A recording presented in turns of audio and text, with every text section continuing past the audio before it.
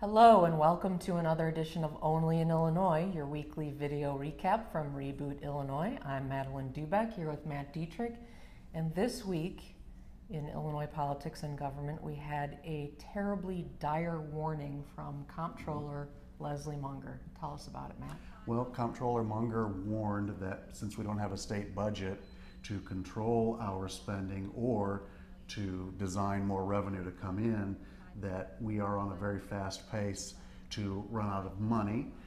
She said that if we don't have a budget by the end of the year, which is entirely conceivable because they're not talking about it now, that we'll have a bill backlog, a backlog of unpaid bills that'll be $8.5 billion. Now this is significant because if you think back to the end of 2010, in December 2010, Right. When they were talking about raising the income tax from 3% to 5%. At that time, we had a bill backlog of $9 billion. And they raised the income tax, and that was supposed to go toward paying down the $9 billion in back bills. That never quite happened during the 4 years of the income tax increase because that money pretty much went to pensions at the time. Okay. But we're on a pace now to be right back where we were at the end of 2010. All right. And that's a real problem because it's going to hit all at one time. And as Moody's said last week when they filed their report on Illinois, they said, you know, Illinois still has time to get this thing straight, but the longer it waits, the higher the amount is going to be, and you're going to get hit all at one time. Moody's kind of hinted that if there's no budget by the end of September, that we could expect to see some action on credit being downgraded again. Which means for the average person, Means you pay more we for pay the more cost to of borrow money Right. as a government. for the operation of And government. the taxpayers end up paying that. Right. Okay, so at the same time that the comptroller was issuing this dire warning, the Senate Democratic majority was Right. trying to authorize spending of another couple billion. Another couple billion. They wanted to grant authority so that a lot of service providers for developmentally disabled people and those types of services could be paid. The problem with that is money, as Comptroller Munger said, money is going out the door now a lot faster than it's coming in. This is a problem that you have when you don't have a budget that authorizes things, and when you don't have a plan that clearly Illinois is going to need some new tax revenue along with some cutting, but when the leaders aren't sitting down talking about the budget, they're not even thinking about, you know, what kind of new revenue can come in.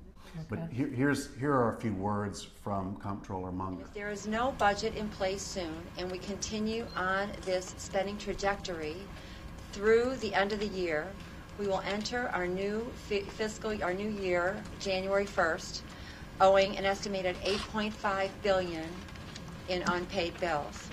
She's pretty clear. And one thing that's interesting about yesterday's press conference compared with one that she had a couple months ago was Right. that yesterday she was saying, it's time for the governor of the General Assembly, please, let's compromise, let's get a budget. A couple of months ago, she was more in the Rauner camp, I think. She was more saying, we need to get these reforms in place like the governor wants, and then sit down and do a budget. So I think what you're seeing now is some politics starting to creep in.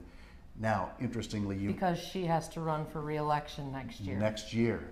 And running against her, it's Right. Senator Dan Biss of Evanston, and he made a very impassioned speech on the Senate floor as they were getting ready to approve that $2 billion. Here are a few things that Senator Biss had to say. It doesn't change the status quo of us not having a sustainable budget. It doesn't change the status quo of us having more money go out the door than comes in. What it changes is the fact that there is an important slice of the most vulnerable citizens in Illinois who are being harmed viciously for no reason while we fight about it. And this bill has the opportunity to slow that down. So now you have, that's the Always politics at political play here. undertones Exactly right. in Illinois. But I think we as citizens and as taxpayers need to keep an eye on exactly what's going on here. And the real problem is we don't have a budget, and what the comptroller was saying yesterday is absolutely true. 90%, we're spending at a rate of 90% of the 2015 budget, but we're going to have $4.5 billion less coming in because our income taxes are lower. Now, in the Moody's report, Moody's said that if we were to raise our income tax by 1 percentage point, okay, if we take it from 3.75 to 4.75, that we would bring in $2.4 billion in the latter half of the fiscal year. So that alone would go a long way toward making up the shortfall, the revenue shortfall. But time's running out, and we're hearing now that the governor and the 4 legislative leaders haven't met since May. That's not good news. But we're spending at a rate that's going to find us really out of money, who knows, sometime in the new year.